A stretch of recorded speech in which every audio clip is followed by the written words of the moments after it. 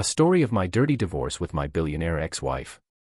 And how her billionaire family laughed when she divorced me and fired me, but I took everything back. People always think endings are loud. They think they come with slammed doors, screaming matches, torn photos, broken glass. But when Ava let go of my hand, it didn't make a sound. It was a Tuesday. I remember because Tuesdays were her head-down days, the kind where she locked herself in her office for 12 hours straight. I brought her lunch every time. Turkey sandwich, light mayo, iced black coffee, no sugar, always no sugar. She never looked up when I set it on her desk, but I liked doing it anyway. It made me feel useful. That day, she didn't touch her sandwich. When I came home that night, she was already there, which was strange. No heels clicking through the marble foyer, no laptop humming on the kitchen island. Just her. On the couch. In silence. Everything okay? I asked, tossing my keys into the bowl like always. Ava said, calmly. I want to divorce Michael. That was it. No warm-up. No anger. Just clinical detachment, like she was reading off a weather report. And the funny thing? I didn't fight it. I stood there, staring at the back of her head, and all I could think about was the sandwich. Still wrapped in foil. Probably still sitting on her desk. I didn't cry. Not then. Not when she handed me the paperwork 2 days later. Not when her family said, we always knew he wasn't the right fit. Not when Landon, my so-called best man, became her new right hand. I stayed quiet. Too quiet. But silence doesn't mean surrender. Sometimes, silence is the sound of something building. A pressure. A reckoning. This isn't the story of a man abandoned. It's the story of a man who learned that being overlooked isn't the same as being weak.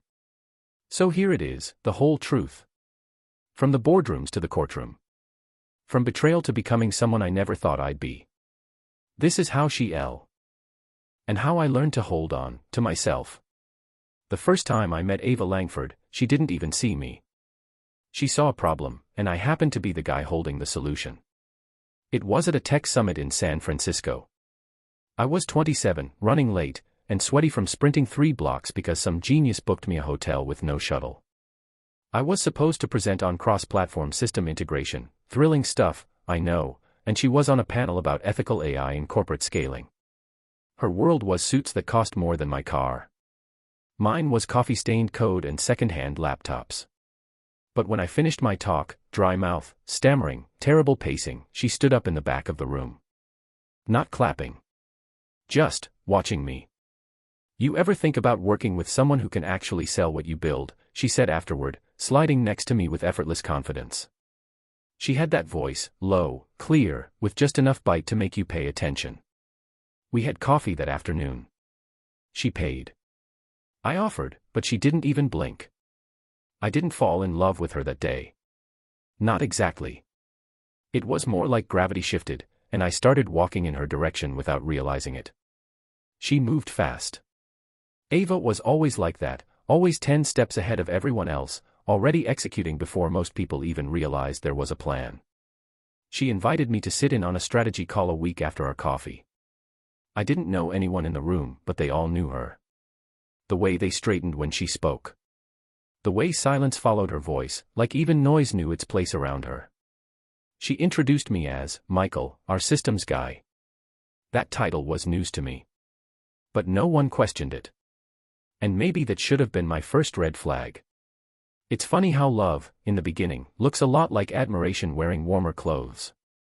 I admired Ava. I respected her. I wanted to be close to whatever flame she was burning. Back then, she made space for me. She'd look up from her laptop, touch my arm, and ask, "What would you do differently?" And she'd actually listen. For a while.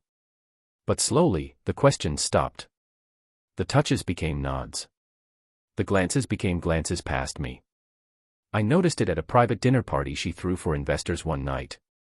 Big names. Glossy faces. Everyone sipping champagne that probably cost more than my monthly rent. I stood beside her, smiling, holding my glass. And not one person asked me who I was. Not even once. Not until the waiter came over and asked if I was part of the catering staff. Ava laughed, a quick, sharp sound, and said, "No, he's with me." And just like that, I was a coat she brought to the party. At work, I was valuable. At home, I was reliable. And somewhere in between, I stopped being visible. It's not that she was cruel. She didn't belittle me or shout or put me down. She just moved forward and expected me to keep up without asking where I wanted to go. I remember once, I stayed up all night fixing a catastrophic failure in our billing system. Caught it before anyone noticed. Saved the company tens of thousands. The next morning, she walked into the kitchen, took a sip of her espresso, and said, "You look tired. Try not to burn out, we've got that partnership pitch today." "No, thank you." "No, what happened?" "Just forward." By year 3, I wasn't building anymore. I was maintaining. Not just systems. Her. Us. I became the guy who made sure nothing crashed, quietly, cleanly, and without credit. And that's the thing about systems, about people like me, we're only noticed when we fail. When we succeed, the best-case scenario is silence. But the worst case is forgetting we were ever there at all. This chapter isn't about blame. She didn't ask me to shrink. I just kept pulling myself smaller to fit inside her success. But love shouldn't be a space you lease. It should be a place you build. I didn't. But I would learn. People used to tell me I was lucky. "You hit the jackpot, man," my old college friend once said. Ava Langford. "You married the Elon Musk of beauty and brains." I'd laugh. Shrug. Change the subject. Because the truth is, when someone tells you you're lucky long enough, you start to wonder if that's all you are. Just lucky. Not skilled. Not needed. Just conveniently placed. That feeling becomes a slow erosion, not a landslide. A grain here. A grain there. Until one day, you look at yourself in the mirror and think, when did I stop being someone? Our mornings were efficient. That's the word Ava would use. We had a schedule, 2 separate ones, barely overlapping. She woke at 4:45 a.m. sharp. 10-minute meditation. Spin bike for 30. Black coffee, no breakfast. Emails by 6 o'clock. Me. I was usually still in bed, watching her reflection in the glass closet doors, dressing for war. She had an entire room for clothes. Floor-length mirrors, a sliding rack system, backlit shelves for her heels. My things lived in one drawer. I remember watching her once, slipping on her blazer, navy blue, sharp shoulders, understated gold cuffs, and asking, "Do you ever get tired of this pace?" And she said, without looking, "I don't have the luxury of being tired." That was her answer to most things. At the office, she was a force of nature. Commanding. Brilliant. Ruthless, but respected. And I walked a line. Technically, I reported to the CTO. Unofficially, everyone knew I was Mrs. Langford's husband. Which meant I had to work twice as hard to prove I wasn't there because of her. It also meant people didn't know how to talk to me. I was in the room, but not of it. Too close to power to be treated casually, too unimportant to be taken seriously. They laughed at her jokes, not mine. They looked at her when I spoke, as if she might translate what I just said into something worth hearing. Then came the strategy review week, Q. Long hours. Late nights. Stress through the roof. That week, Ava asked me to step in for a presentation last minute. The head of systems had dropped the ball, and I'd built the underlying data anyway. I stayed up until 3 a.m. reworking the entire deck. The next morning, I presented. Clean. Clear. Nailed the questions. The room even clapped.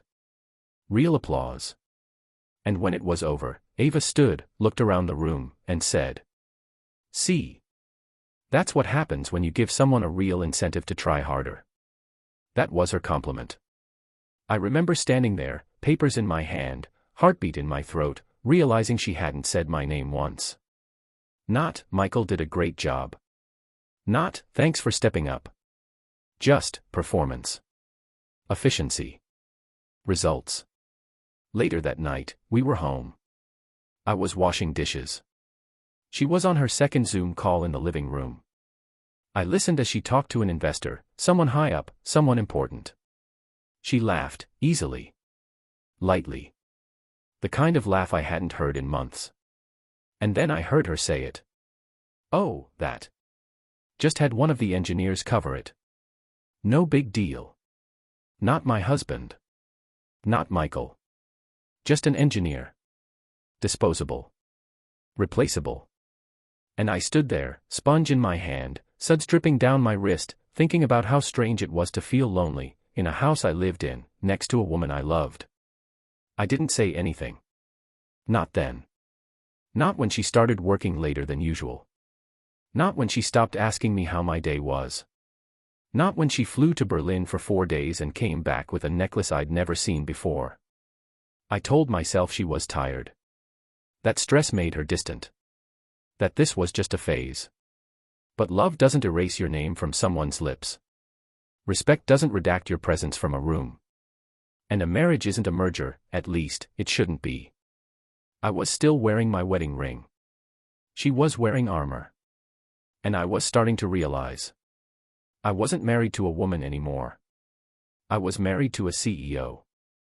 And the worst part? I think she preferred it that way. If you want to know what a marriage really looks like, don't look at the couple. Look at who surrounds them. Look at the circle, the friends, the family, the voices that speak when the other isn't around. Ava's circle was carved from polished granite, powerful, pristine, and completely impenetrable. They were people with names that got you meetings. People with last names that opened doors and ended conversations. Every one of them wore their ambition like designer cologne. You didn't even need to see it. You just knew. I was the guy they smiled at when Ava brought me to events. Smile, nod, sip your drink, then turn back to their conversation. I remember the first time I met her mother. It was our engagement party. Penthouse suite. Everything was white, tablecloths, candles, even the ice cubes in the signature cocktails. She wore emerald earrings that probably had their own security detail. She kissed Ava on the cheek. Then looked at me. Said, coldly. "Well. I expected someone taller." That was her introduction. She said it like a joke, but never smiled. I laughed. Nervously. Stupidly. She turned to Ava and said, "Darling, we really must work on your standards." From then on, Evelyn called me the charity case. Never to my face, not directly. But I heard it, whispered to her friends over rows and canapés. They all had that same look, the look of people who pitted Ava for settling down instead of leveling up. To them, I was a footnote. An experiment. A temporary placeholder until she came to her senses. Even Ava's friends, the so-called supportive ones, had their comments. There was Liz, her best friend since boarding school, who once pulled me aside at a gala and said, "Michael, you're sweet. But this world. It's not built for sweet. Don't get swallowed, okay?" And Brian, Ava's personal PR fixer, who treated me like a stray Ava brought home and forgot to return. He said, flatly, "I just hope she doesn't get bored." I wanted to say something. Anything. But what do you say when people look at you like you're already the punchline of a joke they've all agreed to laugh at? And Ava. She never defended me. Not once. She said things like, "Ignore them, babe. My mother doesn't like anyone." Or, "That's just how Liz is, she doesn't mean anything by it." She minimized it until it felt invisible. Like maybe I was being too sensitive. Too soft. Too not them. But that's the thing about dignity, when you lose it in small doses, you don't notice until the cup's empty. One night, we were at a birthday dinner for one of her father's clients. Big table. Big names. I was seated between a hedge fund manager and a lifestyle guru with 4 million followers. Someone made a joke about tech boys with no muscles. Everyone laughed. Ava smiled. And I looked at her. Just looked. And she didn't look back. That was when it hit me, I wasn't her partner. I was her accessory. I was the quiet man who filled the seat, played the role, and never made a scene. And the worst part? I had agreed to it.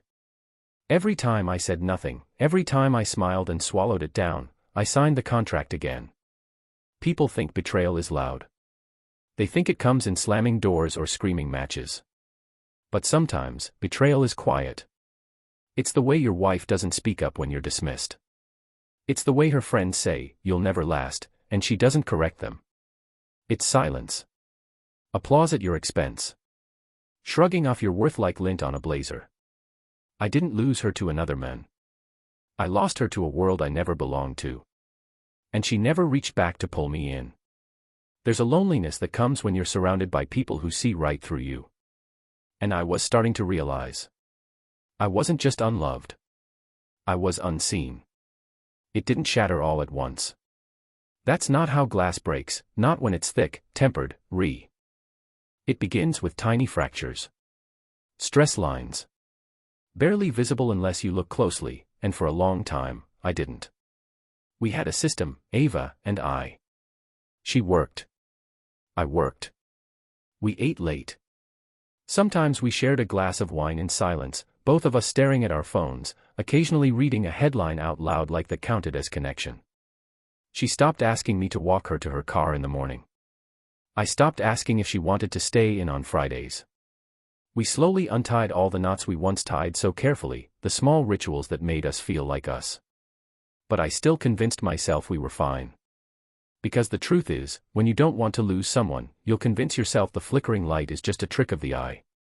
Not a warning. One night, I got home early, rare thing. She wasn't there. Her coat was gone, laptop missing, gym bag untouched. I texted. No reply. I waited. Hours. At 11:42 p.m., she walked in. Hair a little messy, eyes a little too wide like she hadn't expected me home. Late night. I asked. She said, dropping her keys. Strategy dinner. It ran long. You should have told me you were getting off early. She kissed my cheek. Not lips, cheek. That was the moment I felt it. Something had shifted. Something real. Not imagined. Not paranoia. Not insecurity. But truth. I could smell a cologne that wasn't mine on her coat. The next morning, she was already gone when I woke up. And I did something I never thought I'd do. I opened her laptop. Not to spy. Not to invade. I told myself I just wanted answers, because I was tired of questioning my own sanity. But the truth is, when you open the door to the truth, you better be ready for it to slam shut behind you. Emails. Messages. Nothing scandalous. No dirty texts. No explicit exchanges. But they weren't nothing. There were dinner invites. Late meetings. A recurring calendar event labeled, Wellness Session, 8 p.m. Thursdays, always at a location far from our office. There was a man's name that popped up a few too many times. Julian Hartwell. Private investor. Older. Divorced. Former board member of Ava's company. I remembered him from one of those charity dinners. He'd kissed her hand. Hadn't even looked at me. I didn't ask her about it. I told myself I was giving her the chance to come clean. But really, I was scared. Scared that if I brought it up, I'd confirm what I already knew. That I wasn't her person anymore. That I was just the guy who made coffee in the morning and kept the sheets warm at night. Infidelity doesn't always start in the bedroom. Sometimes it starts in boardrooms. Sometimes it starts in silence. In all the things you don't say. In all the times you stop choosing each other. And when love begins to fade, something else always moves in to replace it. Attention. Admiration. Novelty. Then came the night of her product launch. Biggest event of the year. Red carpet. Flashbulbs. Influencers. A-list celebrities. I was invited, technically. But when I showed up, my name wasn't on the guest list. Security had to call someone to walk me in. When I found her, she was posing with Julian. his hand on her waist. Her eyes shining, brighter than I'd seen in months. And in that moment, the glass house cracked. Right down the center. I smiled for the cameras. Stood behind her. Like a ghost in a tailored suit. And in my chest, something began to collapse. Not just love. But the version of me I'd fought so hard to believe still existed. There's a moment in every sinking relationship where you decide. This is it. The talk. The confrontation. The crossroads. And you walk into it thinking it'll be a war. Screaming. Crying. Apologies. Regret. But sometimes, the real heartbreak is when nothing explodes. Because there's nothing left to destroy. It was a Sunday morning. Quiet. Cloudy skies. Her favorite weather. I waited until she finished her third espresso shot. She was still in her robe, skimming emails on her tablet. I was sitting across from her, holding a mug I hadn't sipped from in 15 minutes. I asked, finally. Are you seeing him? She looked up. Didn't even ask who. Just blinked slowly, like she'd been expecting the question. Like she was disappointed it took me this long to ask. Said, coolly. Define seeing. That hurt more than if she'd just said yes. Me, shaky. You know what I mean. Her, shrugging. We've had dinners. Conversations. He listens to me. That sentence landed like a knife. He listens to me. The irony, because I used to. I really did. But maybe not in the way she wanted. Maybe I listened like a husband, and she needed to be heard like a brand. I wanted to be angry. I wanted to shout.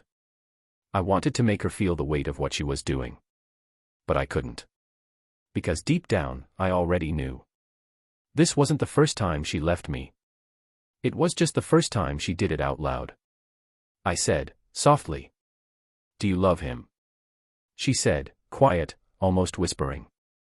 I don't know. She said it without guilt. Without shame.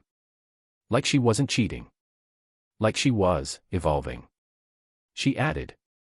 I just know I feel more like myself when I'm with him. That was the moment I knew we were finished. Not because of Julian. But because of the version of herself she wanted to be. And I wasn't part of it. We didn't yell. There were no broken plates, no slammed doors. She offered to get me a lawyer. Said she wanted it to be respectful, clean. She said we could handle the PR side quietly. She'd keep it off the tabloids. She'd even float the story that we were growing apart amicably. She made it sound like a gift. Like she was helping me. And maybe that's what hurt the most. That she thought she was being kind. I moved out 3 days later. Just a suitcase. A laptop. 2 suits. She wasn't home. Left me a post-it on the fridge. Please take the guest key. Stay safe. I stood in that sterile kitchen, staring at that little yellow note, and wondered how a woman who once kissed my forehead in the rain could become someone who says goodbye with a sticky square. People think the end comes when someone cheats. But the truth is, the affair is just the final act. The real ending starts long before that. When respect turns into convenience. When presence becomes absence. When 2 people stop looking at each other like home. I didn't cry. Not that day. Not even the next. The tears came weeks later. In a parking lot outside a grocery store, when I realized I didn't know what brand of cereal I liked. Because for 7 years, she always picked. And I just went along with it. The confrontation wasn't explosive. It was quiet. Clinical. But the silence. It burned louder than any scream. And somewhere in the ashes of that morning, I began to understand. I wasn't just mourning the marriage. I was mourning the version of me who thought love was enough. People say divorce is between 2 people. But when your wife is a billionaire CEO, and you're the man who used to stand beside her at press conferences, smiling like you belonged there. The whole damn world gets a seat at the table. It wasn't even 72 hours after I left that the headlines started spinning. Golden couple no more, Ava Langford and husband split amicably. Langford's marriage ends quietly, rumors swirl about investor Julian Hartwell. Inside the breakup, Ava's inner circle knew it was coming. They used our photos. My face, cropped and softened, beside hers, looking like some shadow from a better time. They called me low profile, non-industry, supportive. Not once did they call me by my name. Michael, reflecting. Supportive. That word haunted me. It made me sound like a backpack. A helper. A man who clapped quietly while his wife built empires. No one cared what I'd lost. No one wondered how it felt to be erased so cleanly. To the public, I was never really there to begin with. Then came the laughter. Not from strangers. But from people I knew. People I worked with. Some of them had shared office space with me. I trained interns who now snickered when I walked by. One day in the break room, I overheard two analysts talking. Analyst 1, chuckling. Dude built his career in his wife's house and got surprised when she changed the locks. Analyst 2. At least he got free coffee for 7 years. They didn't know I was behind them. Or maybe they did. Either way, I said nothing. Because what do you say when your dignity isn't even worth whispering about? I became the joke. The cautionary tale. The guy who got too lucky and then got left. I could feel it everywhere. The way conversations ended when I entered rooms. The way Ava's name lit up in meetings and mine never came up at all. The way my coworkers looked at me like I had a countdown over my head. And they were right. Because 2 weeks later, I was called into HR. HR director, gentle, rehearsed. We're restructuring. There's been a shift in roles, unfortunately, your position has been dissolved. I wanted to laugh. Of course it had. I said, in memory. Let me guess. It's not personal, right? HR director, softly. We appreciate all you've done here, Michael. Truly. I cleared my desk in 11 minutes. Nobody said goodbye. I left the building with a cardboard box and 1,000 thoughts. I wasn't just unemployed. I was untethered. No marriage. No career. No home. I walked past a newsstand that afternoon and saw her on the cover of Forbes Women. Ava Langford, Power, Purpose, and Rebirth. She looked radiant. I looked like someone who used to know her. Grief doesn't always wear black. Sometimes, it wears a hoodie in the middle of the day, sitting in your car outside a cheap apartment wondering how you got here. It's quiet. Repetitive. Relentless. And worst of all, it doesn't stop just be. That week, I learned the world doesn't mourn you when you lose someone powerful. It mocks you. And I learned. The hardest part of falling isn't the fall. It's hitting the ground and realizing.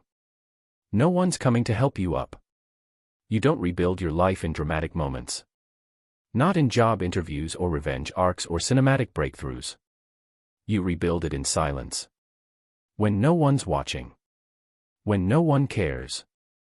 And for a long time, not even you believe you're healing. My apartment was small. 1 bedroom. Rust-stained bathroom tiles. Paper-thin walls that leaked the arguments of the couple next door like they were part of my own soundtrack. The fridge hummed louder than it should have. I had 3 forks. 2 mugs. 1 towel. It didn't feel like starting over. It felt like being erased. I stopped checking Ava's socials. Not because I didn't care. But because I cared too much. Every post was a spotlight I wasn't in anymore. A dinner I didn't attend. A new quote about reinvention or resilience that felt like it was aimed directly at me. She looked alive. And I looked like the ghost she'd left behind.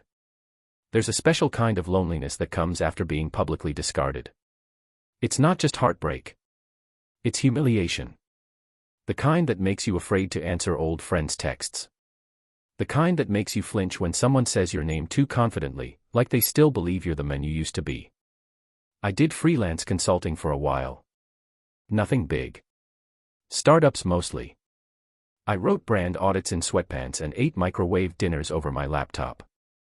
Some days I didn't speak a single word to another human being. Those were the hardest. But also, oddly peaceful.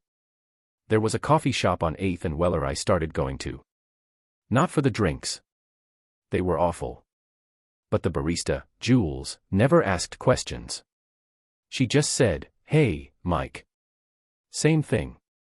And that became the only predictable thing in my life.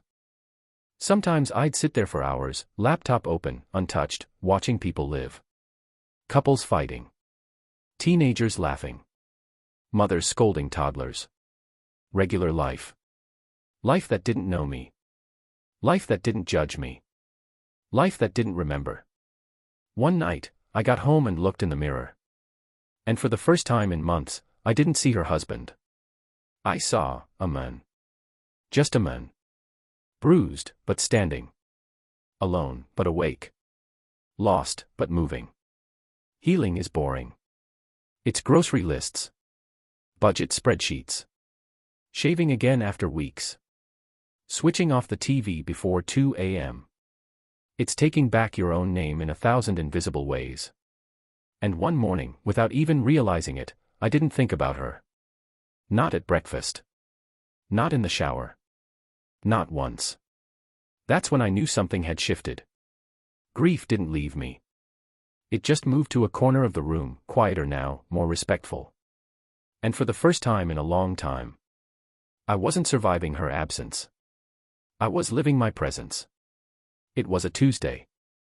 Gray skies, a little drizzle. I just emailed a client their campaign breakdown and was halfway through making toast I probably wouldn't eat. Then my phone buzzed. Subject, just checking in. From ava.langford@seriesgroup.com. I stared at it like it was a ghost. Because that's what she'd become. A ghost with perfect posture and publicists. I didn't open it right away. I left it sitting in my inbox like a grenade with the pin halfway pulled. I walked around the apartment. Fed my dying plant. Saturday. Stood. Sat again. Then I opened it. Hey Michael. I wasn't sure if I should write this. I still don't know if it's the right thing to do. But something reminded me of you today. Something small, stupid even. A piece of music in the car. You used to hum it when you were writing. I just wanted to say. I hope you're doing okay. That's it. No expectations. No hidden meaning. Just checking in. Ava. I read it twice. Then 3 more times. Not because I didn't you. But because it didn't make sense. Why now? Why this message, so soft, so human? After all the silence. After all the damage. After she rebuilt her empire on the ashes of our marriage. Now she was, just checking in. I didn't reply. Not immediately. Not because I didn't want to, but because I didn't know who she was anymore. And more importantly, I didn't know who I was around her. Was I still the man who would drop everything for a 2-line message? Was I the version of me who existed only as a reaction to her? Or was I someone new now? Someone who'd learned not to mistake echoes for invitations. I walked to the coffee shop that evening. Jules handed me my drink without asking. You look like someone who just read an old love letter and didn't know what to do with it. She always saw through me like that. I said, softly. Yeah. Something like that. We didn't talk more. We just sat. And something about that silence felt more honest than Ava's entire email. That night, I opened a blank email reply. Typed 2 lines. Then deleted them. Not because I was angry. Not because I wanted revenge. But because I didn't need closure from the person who broke me. I needed it from myself. I let her message live in my inbox. Unread again. Marked as such. Not because I was holding on. But because sometimes. Not answering is the answer. And this time. I chose silence. My silence. Jules wore denim jackets, red lipstick, and always smelled like roasted almonds and cinnamon. She never said too much. Never pried. But her eyes, God, her eyes saw through the noise most people never even noticed. And she remembered everything. One morning, she asked me something simple. What did you used to do? Before all this laptop in a corner mystery. I didn't lie. But I didn't give her the headline either. I said, half smiling. Brand strategist. Communications guy. I used to help companies sound smarter than they were. Jules, grinning. So, I laughed. Not a polite one. A real one. It startled me. That was the first time I realized how quiet I'd been. Not in voice. In spirit. Jules didn't try to fix me. She didn't even know I was broken. She just treated me like a guy who liked his coffee burnt and his space respected. And somehow, that was everything. We didn't flirt. Not really. But the space between us started to warm. A shared laugh here. An extra espresso shot she didn't charge me for. One day, she handed me a folded napkin with a quote written on it. People start to heal the moment they feel heard. Cheryl Richardson. No explanation. Just the quote. It stayed in my wallet for weeks. She started showing up in my thoughts. Not like Ava. Not like pain. But like sunlight through blinds, uninvited but welcome. I found myself walking to the cafe even when I didn't need to. Ordering drinks I didn't finish. Staying longer than I should have. Just to sit near her. Near normal. Then one night, we closed the cafe together. I was the last customer, and she was wiping down tables. The door was locked. The music was soft. The whole city felt like it had taken a breath and held it just for us. Jules said, quietly. Ever think about starting over somewhere new? I said. Every day. Jules. Ever think about not starting over? Just starting from here. That hit me harder than it should have. Because no one had ever suggested I didn't have to rewind my life to make it right again. I didn't kiss her that night. I didn't ask for her number. Didn't make a move. But I knew then. The world wasn't done with me. And maybe, just maybe. Neither was my heart. She didn't save me. She reminded me I wasn't dead. And sometimes, that's how you start again. Not with fireworks. Not with promises. But with burnt coffee and a girl who never looked away. You don't get a moment where the clouds part and someone hands you a blueprint for your comeback. It doesn't work like that. You just wake up one day and realize. You're done waiting for permission. It started with a whiteboard. I bought it off Craigslist from a guy who swore he was downsizing his vision. I didn't ask. I set it up in my apartment, leaned it against the wall, and stared at the empty space. Then I wrote 3 words at the top. I build now. It wasn't about revenge. It wasn't about proving Ava wrong. It wasn't even about money. It was about owning something. Something that couldn't be taken by lawyers or board members or people who once loved me. I wanted to build something so mine that no one could ever evict me from it again. I started small. Freelance projects with real purpose. Helping nonprofits.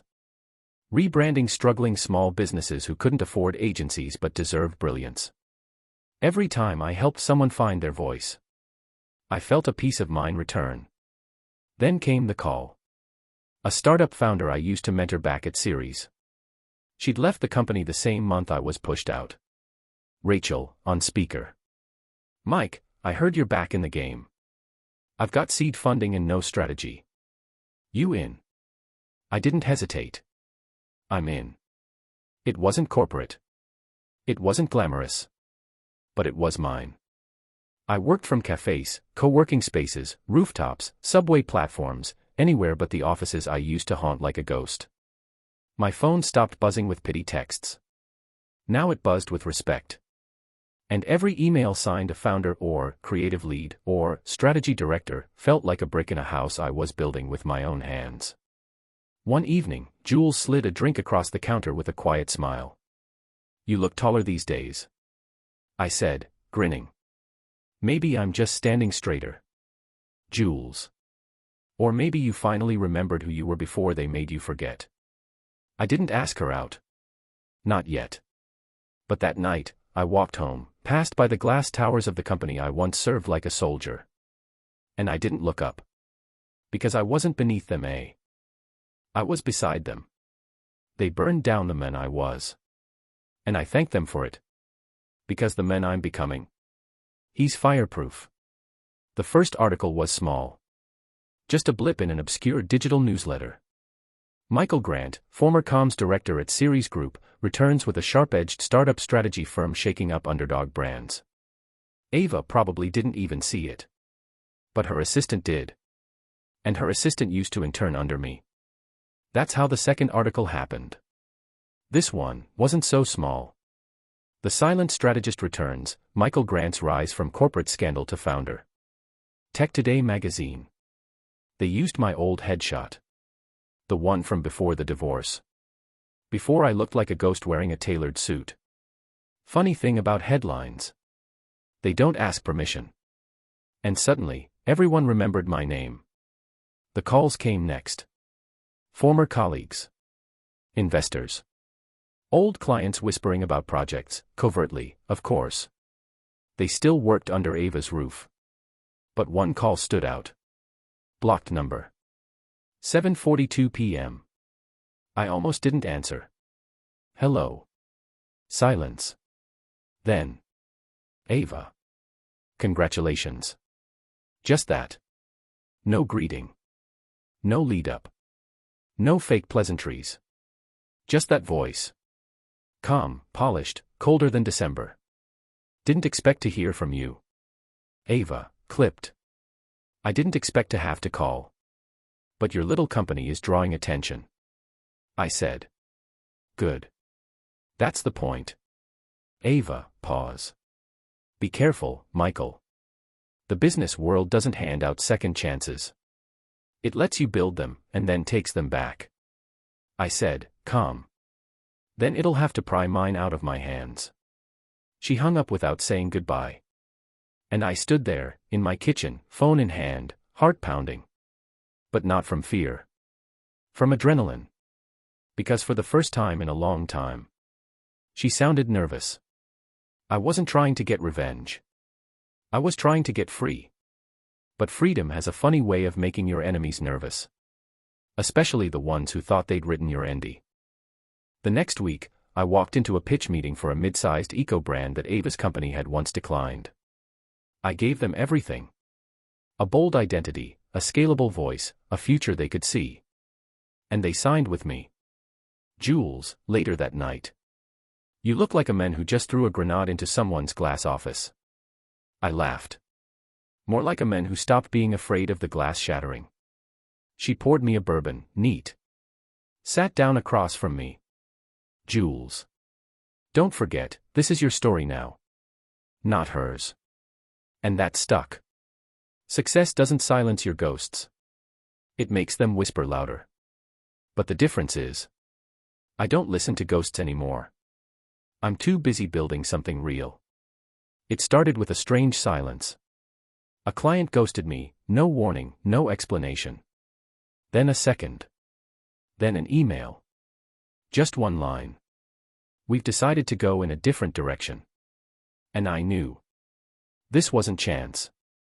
It was chess. I called Rachel, my partner on 2 of the biggest new contracts. You lose any accounts this week? She didn't even pause. 3. Quiet exits.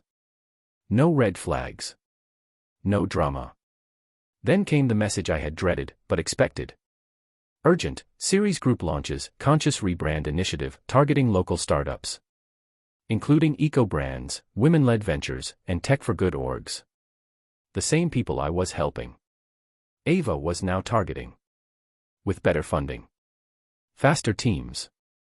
And inside knowledge of every strategy one once helped her build. She didn't come for me in court. She came for me on the field. And I was outgunned. Later that week, I walked past the same cafe where I'd built my second life. There was a digital billboard across the street. Series Group presents Innovation with Integrity. And her face, Ava's, smiling like a damn queen. Perfect. Poised. Powerful. The caption read, "We don't talk. we build. That line. She stole it. It was mine. I'd pitched it for a different campaign years ago, one she rejected. And now? Now at W. I said. She's rewriting history. Jules. No. She's proving she's afraid of yours. I went home. Sat in front of my whiteboard. And for the first time in weeks, I almost erased it all. What was the point? She had money, reach, reputation. All I had was grit and a couple loyal clients left. But then I remembered. She didn't build Ceres alone. I built it. I knew the cracks in its walls. I knew what it pretended to be and what it really was. And I knew one thing she didn't. People follow truth. Even if it walks slower. I made one call. To a whistleblower I once coached, quietly, years ago. He'd left Ceres after being forced to bury data that would have helped nonprofits win funding. And he owed me. Big. The next article hit the web 2 weeks later. Under the surface, Ceres ethics versus reality, a former exec speaks out. It exploded. Because the world wasn't craving another power woman in a penthouse. They were craving the truth. She struck first. But she forgot one thing. I don't fight for revenge. I fight for the truth. And the truth? It always outlives the billboard. It arrived on a Thursday. From her personal email. Not her assistant. Not legal. Just Ava. I almost deleted it. But something about the subject line stopped me. Draft. Not for send. It wasn't a message. It was a mistake. The body was short. Tight. Like she'd written it late at night and never intended to click send. But she did. And now I was reading something I was never supposed to see. 2. Unsent. Subject, no subject. I saw the article. I know it was you. You always had that way of cutting through the noise. I want to say I didn't mean for it to go this far. But that would be a lie. I wanted to erase your shadow. I wanted the silence after you left to be complete. But I keep hearing your words in the halls. I keep seeing your fingerprints on things I pretended to invent. You were always better at truth. I was better at control. I dawn. And I hate that I still think about what we could have been if neither of us had tried so hard to win. Ava. I read it twice. Then I closed my laptop and sat in the dark. This wasn't an apology. It wasn't a white flag. It wasn't even forgiveness. It was something rarer. Honesty. I didn't respond. Not because I was angry. But because I finally understood. We had both been at war. Me with her. Her with the parts of herself I reminded her of. Later that week, I passed by a window downtown and caught my reflection. Not the broken man from a year ago. Not the ambitious one with something to prove. Just me. Whole. Wiser. Tired in the good way. Jules, one evening. You've been quiet. I said. Got a letter. From her. Jules. Do I want to know? I said. It wasn't cruel. It was human. Jules, softly. Sometimes, that's harder to carry. She touched my hand, gently, not to fix anything, just to say I see you. Ava never meant to send that letter. But maybe part of her did. And maybe part of me needed to hear it. Not to go back. Not to forgive.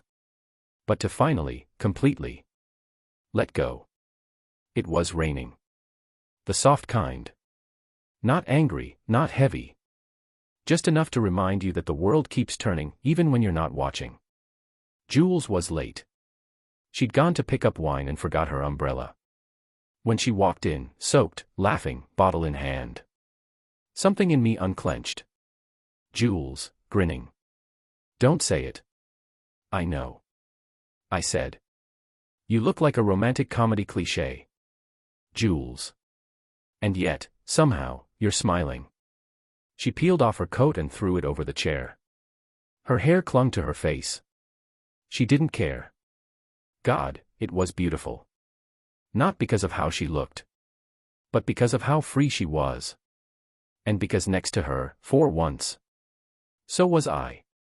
We didn't talk about work, or Ava, or the latest article or client or campaign. We cooked pasta. Badly. Burned the garlic and overboiled the noodles. She cursed. I laughed. She threw a. I said, quietly. You saved me. Jules, smiling, I soft. No. I just reminded you that you weren't done. We sat on the floor with our plates. Red wine in coffee mugs. Rain tapping the windows. And for once, no ghosts in the room. I didn't kiss her because I wanted to. I kissed her because I had to. Because this moment, it wasn't about passion. It was about peace. About finally having someone who didn't need to win. Someone who just wanted to be there. She leaned into me like she'd always belonged. And for the first time in what felt like 1,000 years, I let myself believe. Maybe I could be happy again. Not someday. Now. The world doesn't hand out happiness. It offers you windows. Small ones. And if you're brave enough to open them, even just for a moment, you might find someone on the other side. Willing to walk in with wet hair, burn dinner, and no need for anything but this. And sometimes, that's enough. We drove until the road ended. Just me, Jules, a beat-up thermos of coffee, and 2 folding chairs stuffed in the back of her hatchback. No phones. No Wi-Fi. No one watching. Just quiet. The real kind. We found a hill, nothing special. Dry grass. A few birds. And that huge open sky where the sun hadn't quite made up its mind to leave yet. Jules set up the chairs. I poured the coffee. And for almost 20 minutes, we didn't speak. Not a single word. I've learned this. Silence is different when it's chosen. When it's not about shutting someone out, but letting something in. She leaned her head on my shoulder halfway through the sunset. Didn't ask. Didn't check. Just did. And I didn't flinch. Not like I used to. Because for once, I didn't feel like I had to be anything else but here. Not strong. Not clever. Not fine. Just here. With her. When the last slice of gold dropped below the horizon, she whispered. Jules. You used to look like you were trying to outrun something. I said, soft. I said. Now I'm just walking towards something else. She smiled. Not the flirty kind. Not the pitying kind. The kind that says I see you, exactly as you are, and I'm staying anyway. We packed up in the dark. Drove home with the windows down. Didn't say much. We didn't need to. Because silence, when it's right, feels like belonging. I spent years thinking healing would be loud. Triumphant. Flashy. Turns out, it's mostly quiet. It looks like folding chairs on a hill. Half-warm coffee. And the kind of sunset you only get when you've finally stopped running. It was Jules' idea. A quiet pitch to a journalist she trusted, someone independent, someone real. No tabloids. No spin. Just the truth. Her name was Camilla Price. Gray streak in her braid, gravel in her voice, and a notebook full of the kind of questions that didn't care about PR. She didn't want gossip. She wanted the story behind the silence. And for the first time in 2 years, I gave it to her. We sat in her tiny studio. No cameras. Just audio. Camilla. Why'd you stay so long, Michael? I said. Because I believed in what we were building. Even when she stopped believing in me. She didn't interrupt. Didn't push. She let the silence do the work. Camilla. And when it fell apart, I said. I thought I'd be angry forever. But it turns out, betrayal gets quieter with time. It shrinks. You start seeing the people behind it, not just the pain. I talked about the early days. What Ava and I used to be before money made us strangers. How power changes people, and how loneliness does, too. I didn't make her the villain. I didn't make myself the hero. Just told the truth. Raw. Flawed. Human. Camilla called the episode "The Men Beside the Throne, a Story of Love, Power, and Letting Go." It went live on a Monday. By Tuesday night, it had 8 million downloads.